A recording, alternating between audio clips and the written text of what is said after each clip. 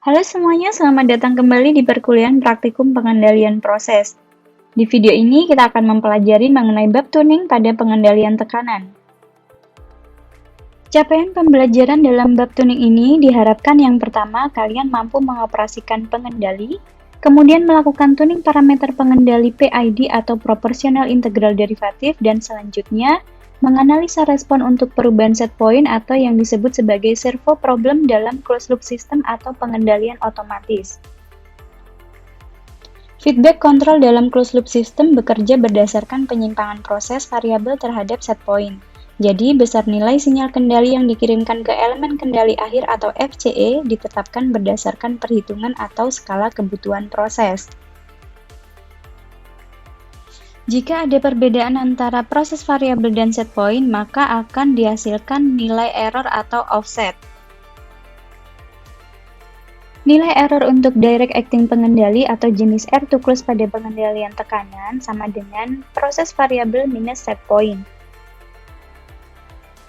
Biasanya error pada closed loop system disebabkan oleh perubahan set point ataupun perubahan disturbance. Sehingga untuk mengurangi atau menghilangkan error yang dihasilkan dari perubahan servo maupun regulator problem, diperlukan suatu pengendalian.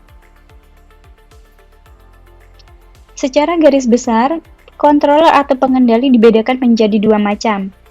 Pengendali discontinue, misalnya on-off controller, dan juga pengendali continue, seperti proporsional, integral, derivatif controller. Ini adalah salah satu contoh perbedaan respon sistem dengan dan tanpa pengendalian. Di sini terlihat untuk pengendali proporsional yang ditunjukkan dengan grafik nomor 2, respon sistem masih menghasilkan offset atau terjadi selisih antara set point dan proses variabel. Sedangkan pada PI controller, respon sistem mengurangi atau menghilangkan offset yang dihasilkan oleh proportional controller.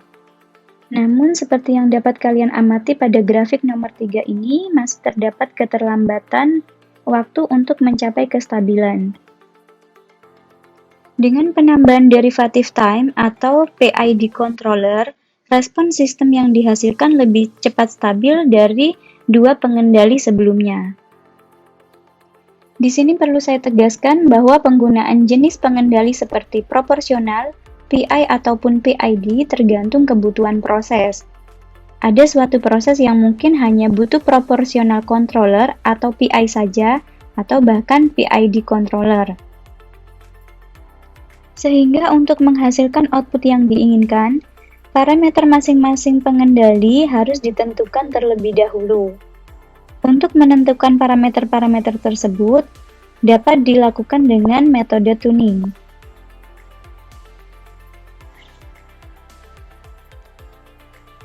Parameter pengendali yang ditentukan meliputi gain atau KC, atau proportional band atau PB, kemudian waktu integral atau tau I, dan waktu derivatif atau tau D. Jika pengendali yang digunakan adalah proportional controller, maka parameter yang harus ditentukan adalah nilai KC atau PB. Tergantung jenis controllernya, apakah yang diinputkan harus nilai KC atau nilai PB. Sedangkan untuk PI controller, parameter yang kalian harus tentukan adalah nilai KC atau PB serta nilai tau I atau integral time. Selanjutnya, untuk PID controller, parameter yang harus kalian tentukan adalah KC atau PB, tau I, dan tau D. Tuning dapat dilakukan dalam sistem closed loop maupun open loop. Ini adalah salah satu contoh metode tuning dari beberapa metode tuning yang ada. Misalkan untuk open loop di sini bisa menggunakan Cohen-Kun atau IMC, Internal Mode Controller. Sedangkan untuk closed loop bisa menggunakan Ziegler-Nichols atau auto-tune dari pengendali itu sendiri. Pada pengendalian tekanan, sebenarnya bisa menggunakan closed loop maupun open loop, misalnya IMC, Ziegler-Nichols, ataupun auto-tune. Namun pada video ini saya akan menjelaskan metode tuning untuk pengendalian tekanan menggunakan metode AMC. Pada metode AMC, parameter yang harus ditentukan terlebih dahulu adalah nilai Kp, time constant, dead time jika ada, dan juga nilai tosi. Nilai tosi di sini dapat dihitung dengan tau per 3 atau tosi sama dengan 0,5 dikalikan dengan time constant plus dead time, tergantung referensi mana yang akan kalian gunakan. Jika bentuk fungsi transfer yang tidak terdapat dead time, maka parameter yang perlu dihitung hanya nilai Kc dan TOI saja. Namun jika fungsi transfer terdapat dead time, maka yang perlu dihitung adalah semua parameter pengendali seperti Kc, TOI, dan TOD. Untuk pengesetan pada PCT10 pengendalian tekanan, parameter yang dapat diinputkan adalah nilai proporsional band atau dengan kode prop pada controller PCT10 dengan satuan %. Jadi jika sebelumnya dengan metode AMC kalian sudah mendapatkan nilai Kc, harus dihitung nilai PB-nya terlebih dahulu sebelum diinputkan pada controller PCT10. Pada PCT10 ini, nilai proporsional band atau prop mempunyai nilai pengali 5. Misalnya, prop 10% atau pengesetan pada controller, artinya nilai PB sebenarnya adalah 50%. Sehingga nilai PB yang sudah kalian hitung untuk diinputkan pada PCT10 harus dibagi menjadi 5.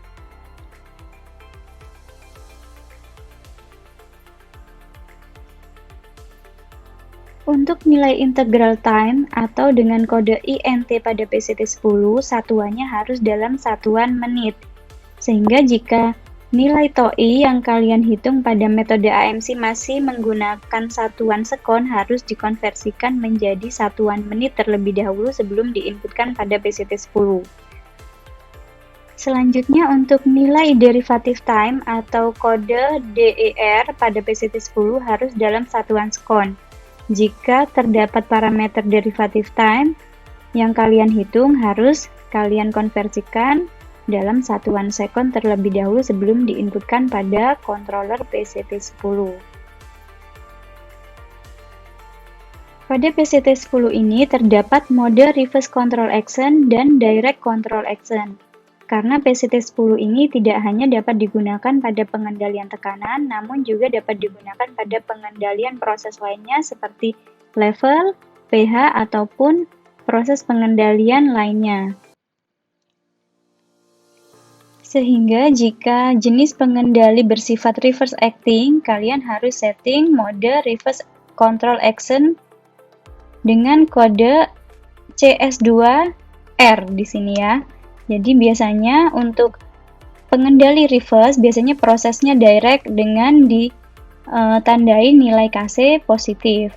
Kemudian untuk pengendali yang bersifat direct acting, kalian harus pilih mode direct control action dengan kode CS2D atau direct ya di sini.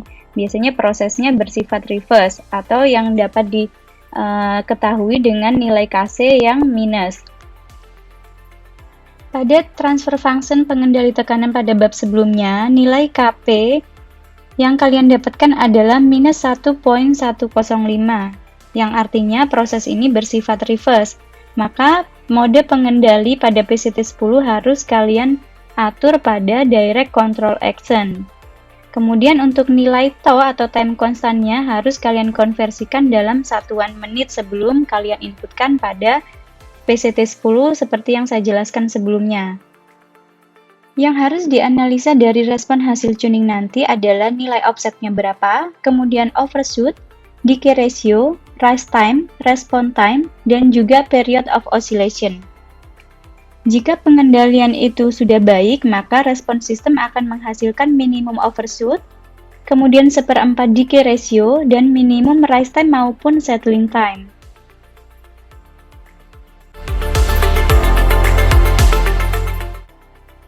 Untuk pertama kali, pastikan bahwa kompresor sudah menyala karena kita butuh udara tekan.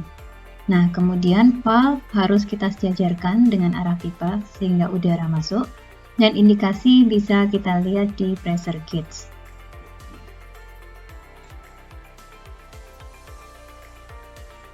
Baik, selanjutnya kita masuk ke dalam ruangan di mana udara tekan sudah masuk melalui pipa dan dia akan masuk melalui pressure regulator, di mana di sini udara tekan ditunjukkan di pressure gauge, di pressure regulatornya sebesar 2,5 kg gaya per cm persegi.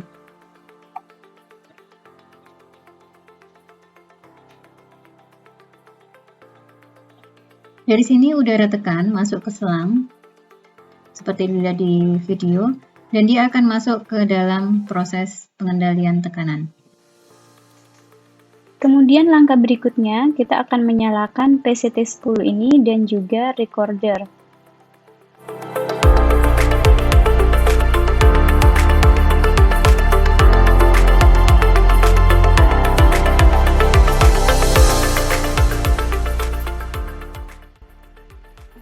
Baik, berikutnya adalah kita harus mengkondisikan bukaan valve V1 dengan cara kita membuka dan mengatur ulirnya tersebut sehingga terbaca di V1 itu adalah sebesar 22 PSI.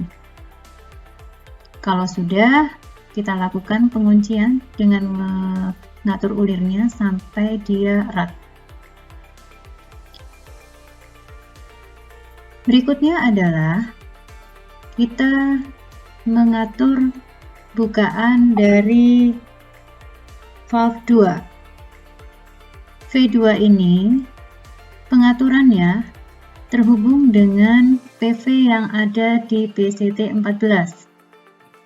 Jadi kita mengatur bukaan tersebut dari V2 dengan cara kita melihat di PV, indikasinya harus sama dengan 100%.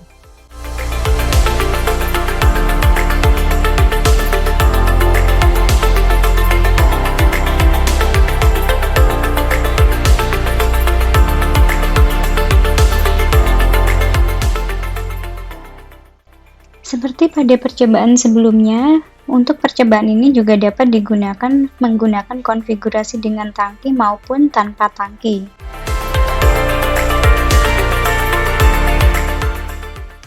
Pada tahap ini, atur pengendali pada operasi manual dengan cara mengatur panel pengendali pada PCT10. Caranya, tekan tombol C atau configuration key, kemudian tombol nomor 3, kemudian tombol F atau function key, kemudian tombol nomor 3 kembali.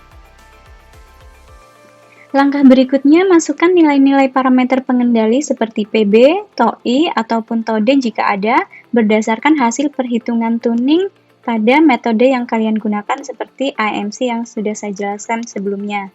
Sedangkan set point atur pada posisi tertentu.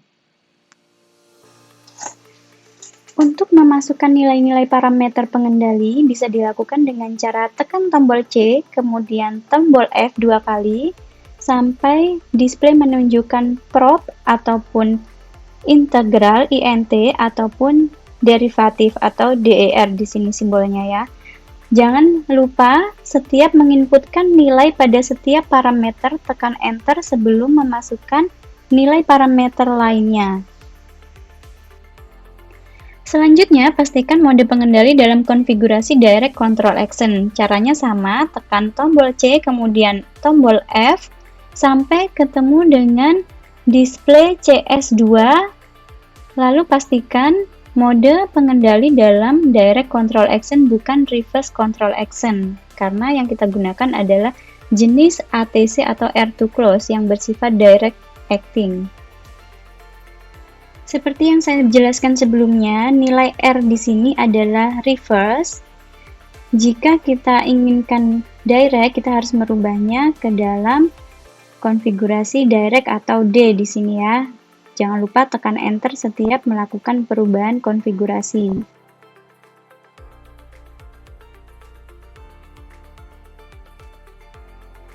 Langkah berikutnya, lakukan startup proses dengan cara mengatur persen bukaan valve pengatur laju alir udara masuk atau persentase PO hingga tercapai kondisi steady state dan SP tercapai. Pada percobaan ini, saya atur set point pertama pada angka 40,4%.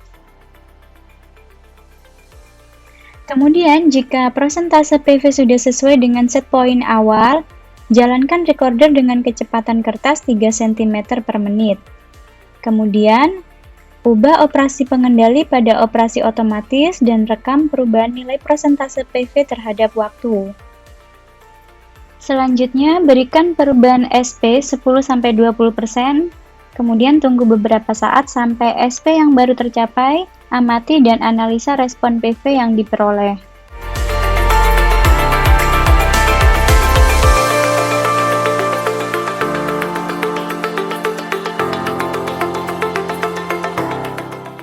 Ini adalah grafik hasil respon tuning pengendalian tekanan yang kita ambil dari recorder. Di sini dapat kita amati ya, untuk grafik dengan warna merah adalah prosentase PV, kemudian grafik dengan warna hitam menunjukkan prosentase PO. Dengan cara yang sama, seperti yang sudah saya jelaskan pada bab 3, untuk menganalisa grafik seperti ini, kalian dapat menggambarkan terlebih dahulu sumbu X dan sumbu Y.